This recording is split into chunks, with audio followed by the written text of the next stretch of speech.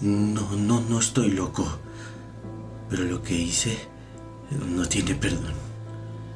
Maté a mi gato. Y lo peor es que volvió.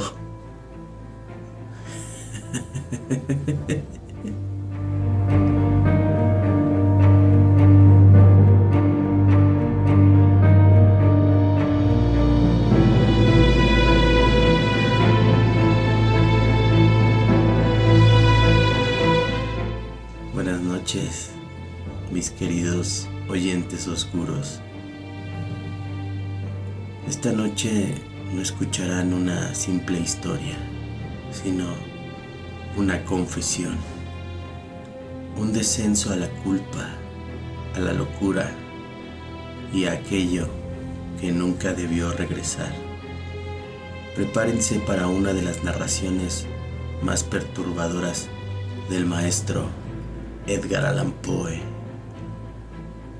Apaguen las luces, ajusten sus audífonos, porque esto es Cimerius, donde la oscuridad abraza tus sentidos. Capítulo de hoy: El gato negro, de Edgar Allan Poe. Comenzamos.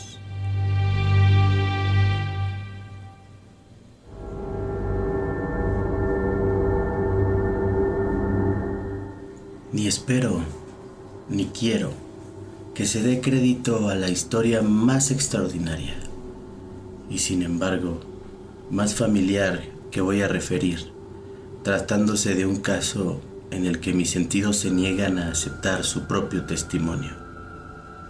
Yo habría de estar realmente loco y, con toda seguridad, no sueño. Pero mañana puedo morir y quisiera aliviar un poco mi espíritu. Mi inmediato deseo es mostrar al mundo clara, concretamente y sin comentarios, una serie de simples acontecimientos domésticos que, por sus consecuencias, me han aterrorizado, torturado y anonadado. A pesar de todo, no trataré de esclarecerlos. A mí casi no me han producido otro sentimiento que el de horror. Pero a muchas personas les parecerán menos terribles que barroques. Tal vez más tarde haya una inteligencia que reduzca mi fantasía al estado de lugar común, alguna inteligencia más serena, más lógica y mucho menos excitable que la mía. Encontrarán tan solo en las circunstancias que relato con terror una serie normal de causas y de efectos naturalísimos. La docilidad y humanidad de mi carácter sorprendieron desde mi infancia. Tan notable era la ternura de mi corazón que había hecho de mí el juguete de mis amigos. Sentía una auténtica pasión por los animales y mis padres me permitieron poseer una gran variedad de favoritos. Casi todo el tiempo lo pasaba con ellos y nunca me consideraba tan feliz como cuando les daba de comer o los acariciaba. Con los años aumentó esta particularidad de mi carácter, y cuando fui un hombre hice de ella una de mis principales fuentes de gozo. Aquellos que han profesado afecto a un perro fiel y sagaz no requieren la explicación de la naturaleza o intensidad de los gozos que eso puede producir. En el amor desinteresado de un animal, en el sacrificio de sí mismo, hay algo que llega directamente al corazón del que con frecuencia han tenido ocasión de comprobar la amistad mezquina y la frágil fidelidad del hombre natural. Me casé joven. Tuve la suerte de descubrir en mi mujer una disposición semejante a la mía. Habiéndose dado cuenta de mi gusto por estos favoritos domésticos, no perdió ocasión alguna de proporcionármelos de la especie más agradable. Tuvimos pájaros, un pez de color oro, un magnífico perro, conejos, un mono pequeño y un gato. Era este último animal muy fuerte y bello, completamente negro, y de una sagacidad maravillosa. Mi mujer, que era en el fondo algo supersticiosa, hablando de su inteligencia, aludía frecuentemente a la antigua creencia popular que consideraba a todos los gatos negros como brujas disimuladas. No quiere esto decir que hablara siempre en serio sobre este particular, y lo consignó sencillamente porque lo recuerdo. Plutón, así llamaba al gato negro, era mi predilecto amigo. Solo yo le daba de comer, y a donde quiera que fuese, me seguía por la casa. Incluso me costaba trabajo impedirle que me siguiera por la calle. Nuestra amistad subsistió así algunos años, durante los cuales mi carácter y mi temperamento, me sonroja confesarlo, por causa del demonio de la intemperancia, sufrió una pequeña alteración radicalmente funesta. Día en día me hice más taciturno, más irritable, más indiferente a los sentimientos ajenos. Empleé con mi mujer un lenguaje brutal y con el tiempo la afligí, incluso con violencias personales. Naturalmente, mi pobre favorito debió de notar el cambio de mi carácter. No solamente no les hacía caso alguno, sino que los maltrataba. Sin embargo, por lo que se refiere a Plutón, aún despertaba en mí la consideración suficiente para no pegarle. En cambio, no sentía ningún escrúpulo en maltratar a los conejos, al mono, incluso al perro, cuando por casualidad o afecto se cruzaban en mi camino. Pero iba secuestrándome mi mal, porque ¿qué mal admite una comparación con el alcohol? Andando el tiempo, el mismo Plutón, que envejecía y naturalmente se hacía un poco huraño, comenzó a conocer los efectos de mi perverso carácter. Una noche, en ocasión de regresar a casa completamente ebrio, de vuelta de uno de mis frecuentes escondrijos de barrio, me pareció que el gato evitaba mi presencia. Lo cogí, pero él, horrorizado por mi violenta actitud, me hizo en la mano con los dientes una leve herida. De mí se apoderó repentinamente un furor demoníaco. En aquel instante dejé de conocerme. Pareció como si de pronto mi alma original hubiese abandonado mi cuerpo y una ruindad superdemoníaca, saturada de ginebra, se filtró en cada una de las fibras de mi ser. Del bolsillo de mi chaleco saqué un cortaplumas, lo abrí, cogí al pobre animal por la garganta y deliberadamente le vacié un ojo.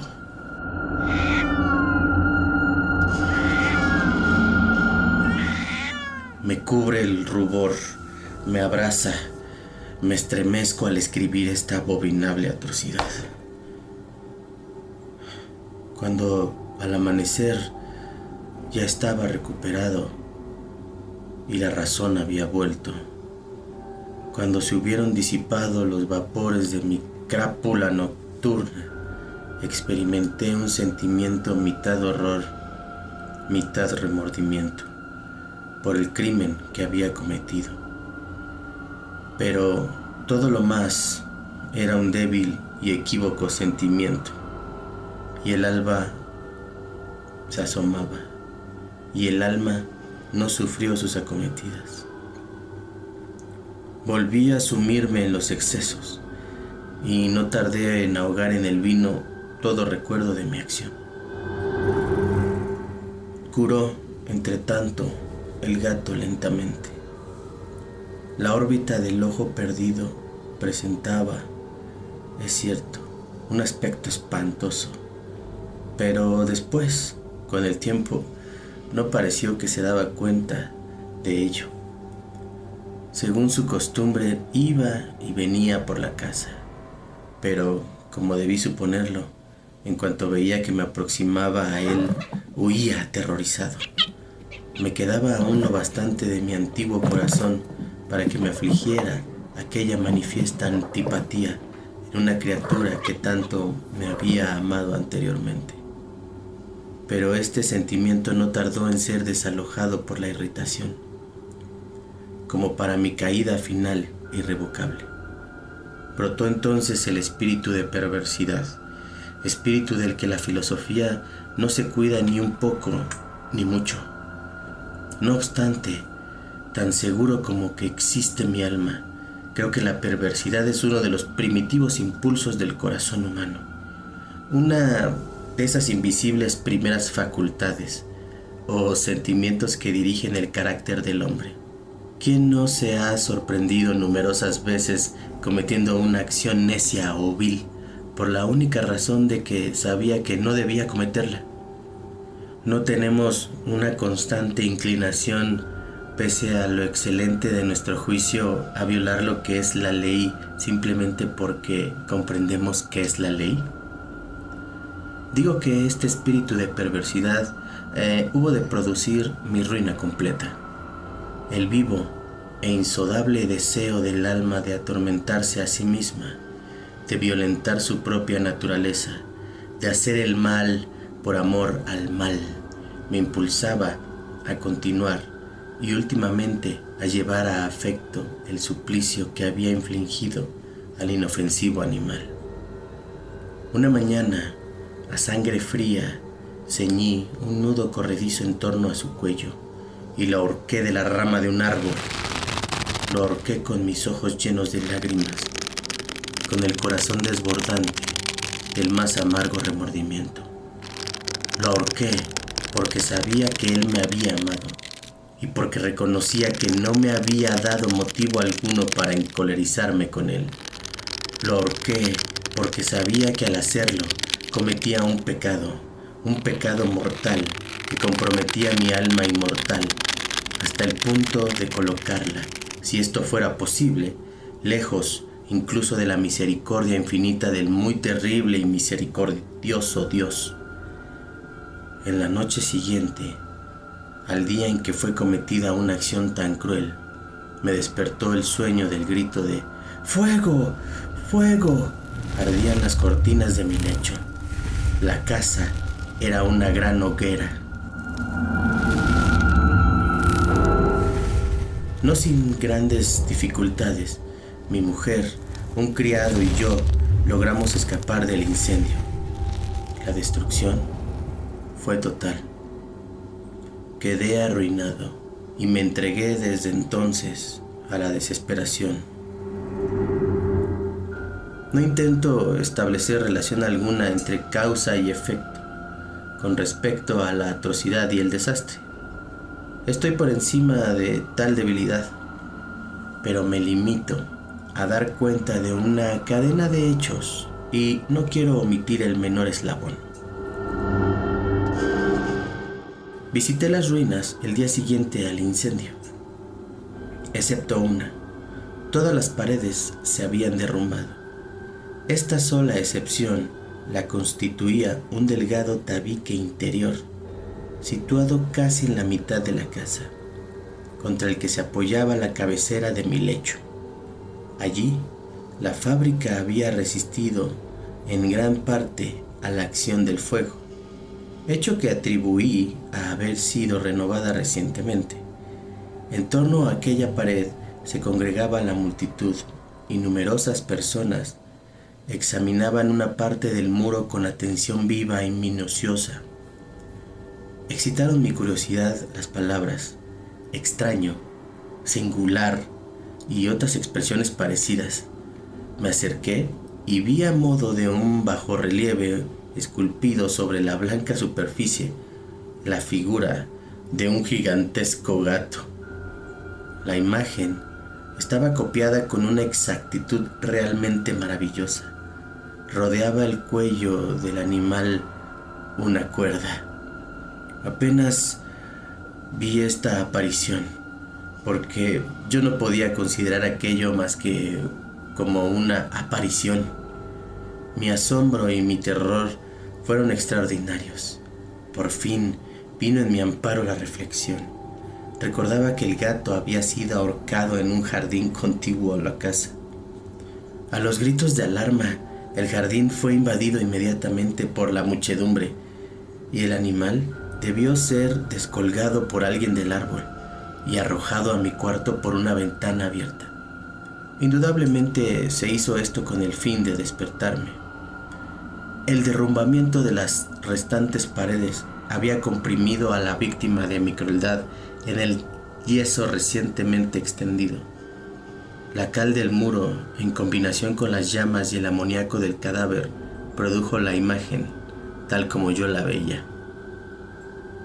Aunque prontamente satisfice así a mi razón, ya que no por completo mi conciencia no dejó, sin embargo, de grabar en mi imaginación una huella profunda el sorprendente caso que acabo de dar cuenta.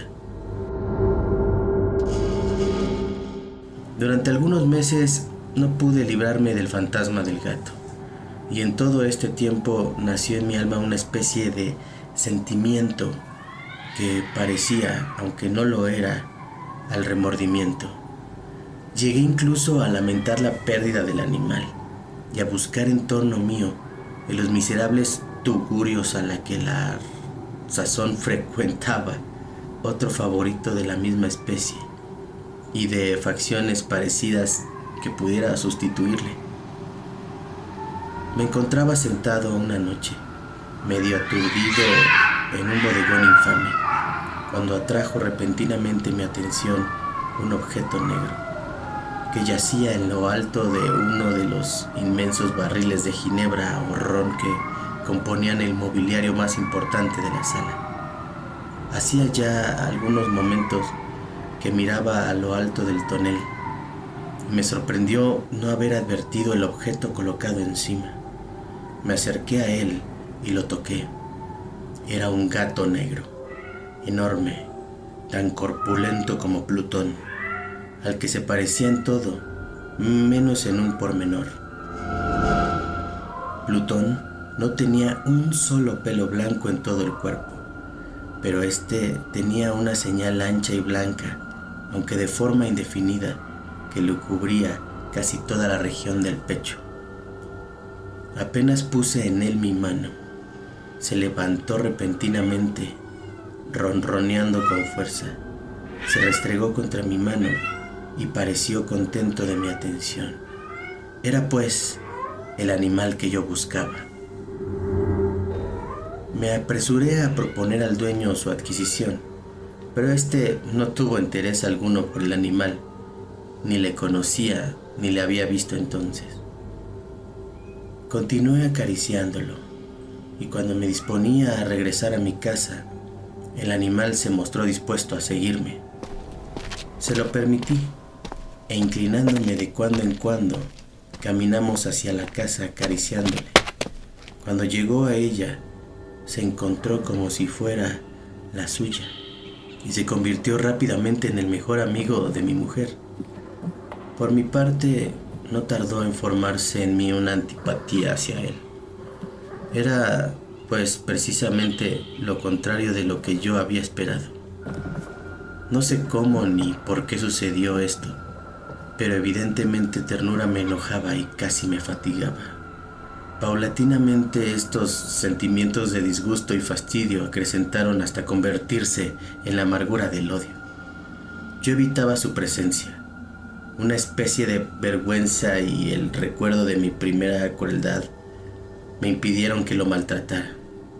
Durante algunas semanas me abstuve de pegarle o de tratarle con violencia, pero gradual e insensiblemente llegué a sentir por él un horror indecible, y al eludir el silencio, como si huyera de la peste, su odiosa presencia.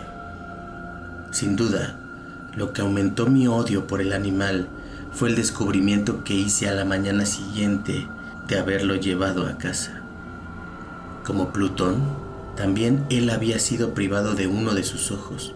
Sin embargo, esta circunstancia contribuyó a hacerle más grato a mi mujer que, como he dicho ya, poseía grandemente la ternura de sentimientos que fue en otro tiempo mi rasgo característico.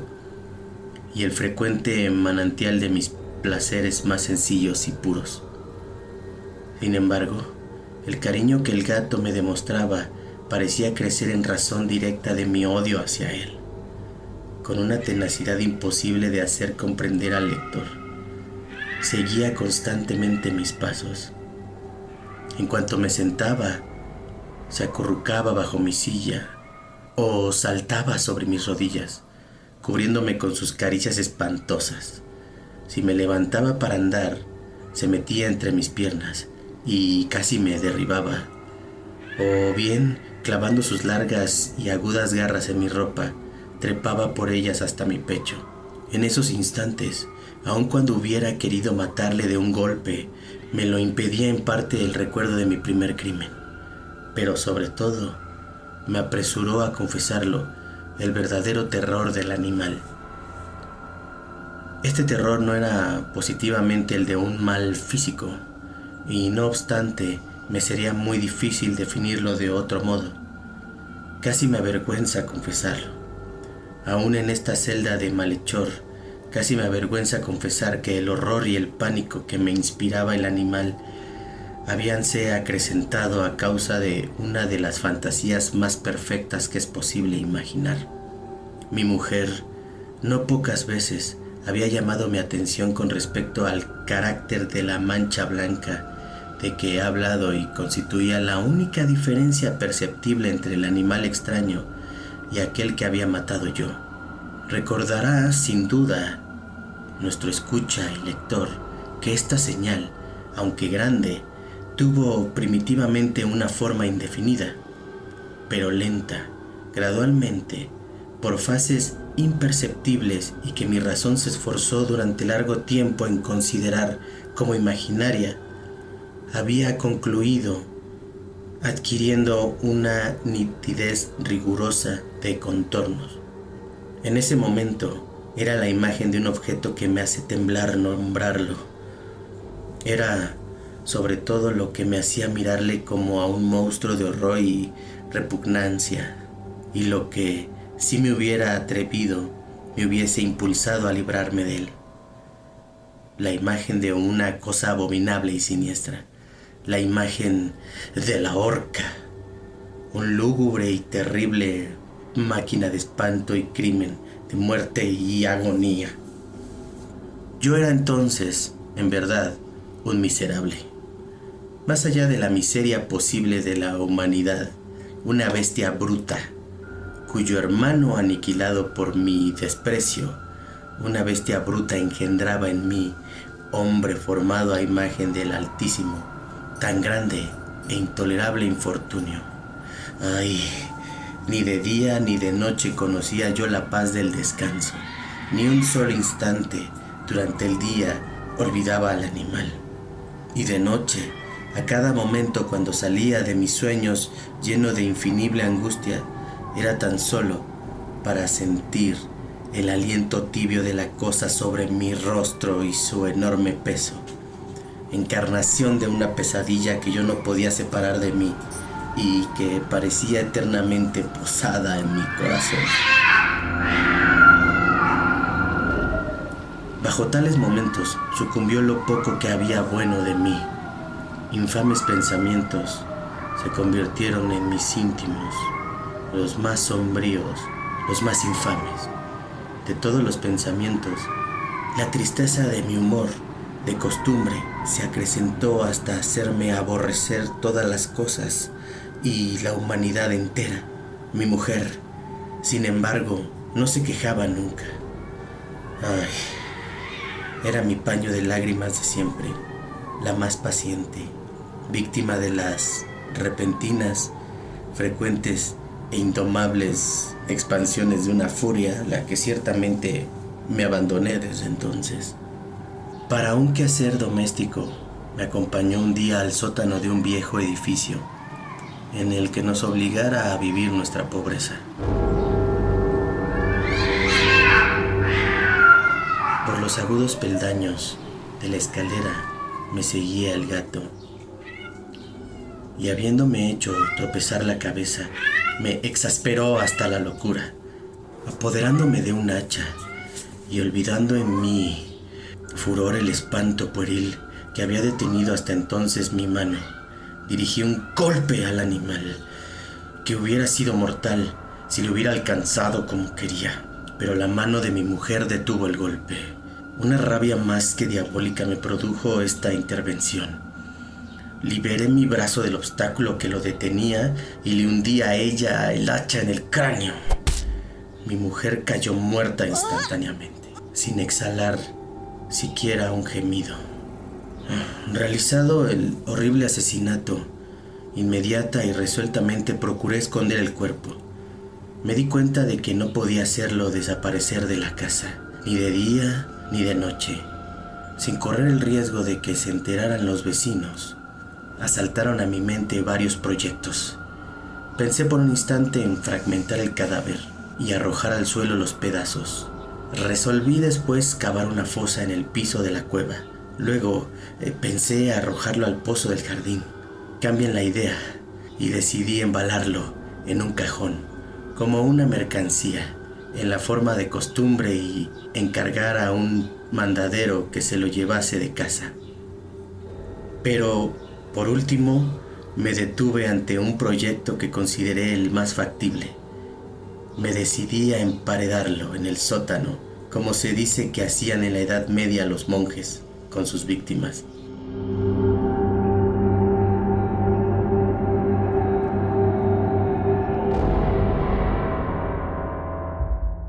La cueva parecía estar construida a propósito para el semejante proyecto. Los muros no estaban levantados con el cuidado de costumbre y no hacía mucho tiempo había sido en toda su extensión por una capa de yeso que no dejó endurecer la humedad. Por otra parte, había un saliente en uno de los muros, producido por una chimenea artificial o especie de hogar que quedó luego tapado y dispuesto de la misma forma que el resto del sótano. No dudé que me sería fácil quitar los ladrillos de aquel sitio, colocar el cadáver y emparedarlo del mismo modo, de forma que ninguna mirada pudiese descubrir nada sospechoso. No me engañó mi cálculo. Ayudado por una palanca, separé sin dificultad los ladrillos y, habiendo luego aplicado cuidadosamente el cuerpo contra la pared interior, lo sostuve en esta postura hasta poder establecer, sin gran esfuerzo, toda la fábrica a su estado primitivo. Con todas las precauciones imaginables me preocupé. Hice una gran argamasa de cal y arena. Preparé una capa que no podía distinguirse de la primera y cubrí escrupulosamente con ella el nuevo tabique. Cuando terminé, vi que todo había resultado perfecto. La pared no presentaba la más leve señal de arreglo. Con el mayor cuidado barrí el suelo y recogí los escombros. Miré triunfalmente en torno mío y me dije, por lo menos aquí mi trabajo no ha sido infructuoso. Mi primera idea entonces fue buscar al animal que fue causante de tan tremenda desgracia, porque al fin había resuelto matarlo. Si en aquel momento hubiera podido encontrarle, nada hubiese evitado su destino. Pero parecía que el artificioso animal, ante la violencia de mi cólera, se había alarmado y procuraba no presentarse ante mí, desafiando mi mal humor. Imposible describir o imaginar la intensa, la aplicable sensación de alivio que trajo en mi corazón la ausencia de la detestable criatura. En toda la noche se presentó, y esta fue la primera goce desde que su entrada a la casa. Llegó durmiendo, tranquila y profundamente. Sí, dormí con el peso de aquel asesinato en mi alma. Transcurrieron el segundo y el tercer día. Mi verdugo no vino. Sin embargo, como un hombre libre, respiré una vez más. En su terror, el monstruo había abandonado para siempre aquellos lugares. Ya no volvería a verle nunca. Mi dicha era infinita. Me inquietaba muy poco la criminalidad de mi tenebrosa acción, iniciándose una especie de sumario que apuró poco a las averiguaciones. También se dispuso un reconocimiento, pero Naturalmente nada podía descubrirse. Yo daba por asegurada mi felicidad. Al cuarto día, después de haberse cometido el asesinato, se presentó inapropiadamente en mi casa un grupo de agentes de policía y procedió de nuevo a una rigurosa investigación del local. Sin embargo, confiado en lo impenetrable del escondite, no experimenté ninguna perturbación. Los agentes quisieron que les acompañase a sus pesquisas. Fue explorado hasta el último rincón. Por tercera o cuarta vez bajaron por último a la cueva. No me alteré lo más mínimo.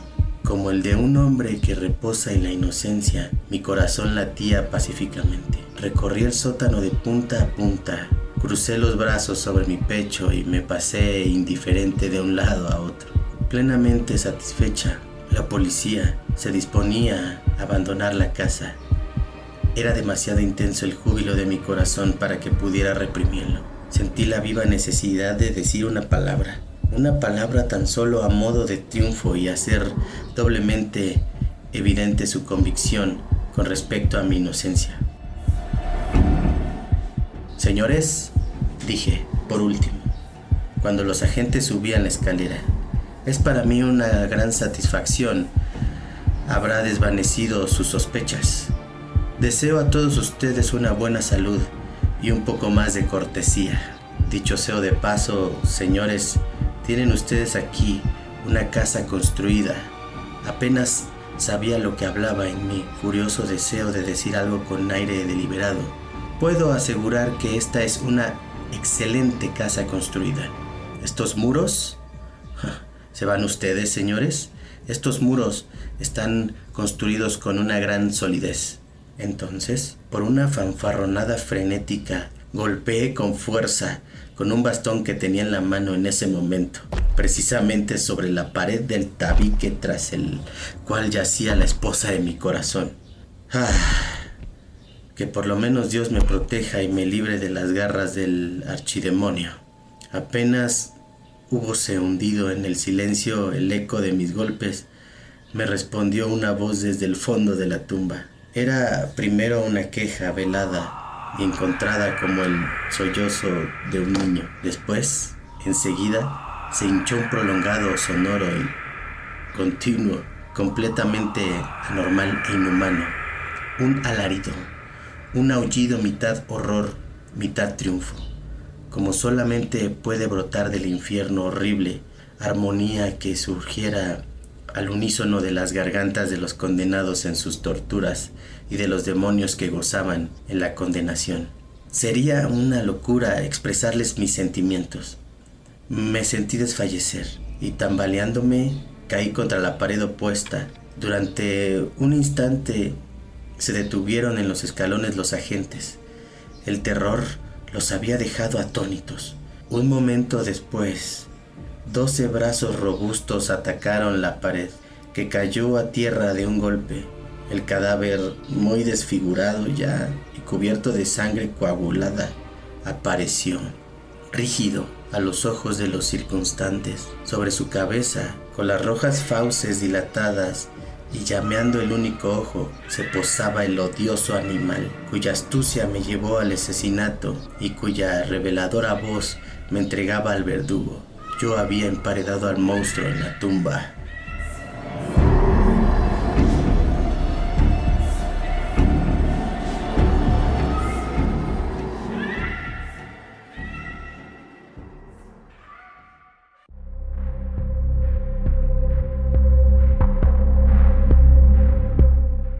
Y bien, mis queridos oyentes oscuros, ¿qué les ha parecido esta obra de terror psicológico? La culpa, ese peso invisible que todos cargamos, silencioso, persistente, imposible de ignorar. Porque al final no son los monstruos los que nos persiguen, sino aquello que hicimos o dejamos de hacer. ¿Y ustedes cómo lidian con ella? Nosotros nos despedimos, deseándoles noches tranquilas, aunque sabemos que no todos pueden dormir en paz. Y recuerden, a veces el peor castigo vive dentro de nosotros. No olviden seguirnos en Spotify, iVoox y YouTube. Sus comentarios pueden ser la única forma de saber que no están solos.